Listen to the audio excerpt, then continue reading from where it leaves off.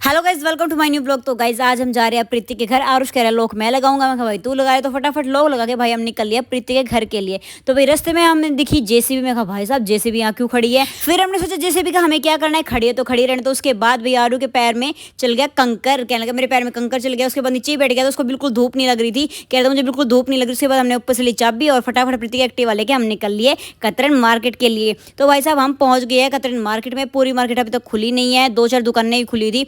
पूरा सामान फैला पड़ा है, ऐसा लग रहा है जैसे पता नहीं हम कहाँ कबाड़े की दुकान में पहुंच गए हैं। लेकिन कतरन मार्केट है भाई साहब, मशहूर है दिल्ली की। फिर हमने सोचा 2-4 दुकानें खुली हुई है, उन्हीं पे देख लेते हैं कुछ। फिर हम ढूंढने लग गए, लेकिन हमें कुछ मिला ही नहीं यहाँ पे खरीदने के लिए। हमने सोचा आगे चलते, आगे कुछ मिल जाएगा। आगे की सारी दुकानें बंद थी, धूप इतनी तेज हो गई थी ना बस पूछो मत। और अभी तक मार्केट भी नहीं खुली, 11 बजे है, मार्केट अभी तक नहीं खुली और धूप इतनी तेज हो गई थी। पूरी मार्केट खाली पड़ी थी। एक दुकान मिली, उसमें गए हम, जाके देखा कुछ पसंद नहीं आया, वापस आए। हमने सोचा लेस ले लेते और तो कुछ मिला नहीं यहाँ पे। हमने फटाफट ली लेस और लेस लेके हम निकल लिए घर के लिए, क्योंकि चुटकू का टाइम हो रखा था, 12 बज गए थे। यहाँ पे मिली हरियाणा की ताई, वो कुछ ज्यादा ही बोल रही थी। फिर हम स्कूटी उठाई और फटाफट निकल लिए हम चुटकू के स्कूल के लिए। चुटकू लेट हो गई थी, चुटकू बोली मैं तो झूल के जाऊंगी। मैं कहा ठीक है भाई झूल ले। फिर मैं कह रही थी चुटकू जल्दी आ जा, लेट हो रहे हैं, धूप बहुत तेज हो रही है। चुटकू बोली चलो ठीक है, आप तो झूलने भी नहीं थे। तो फटाफट चुटकू बैठ ली स्कूटी पे, कहते चलो मौसी घर। फिर हम बैठे स्कूटी पर, पहुंच गए प्रीति के घर। यहाँ देखो मौसी आरुष को डांटने लगी थी, लेकिन आरुष को कोई फर्क नहीं पड़ रहा था। तो आज के लिए इतना ही, बाय बाय।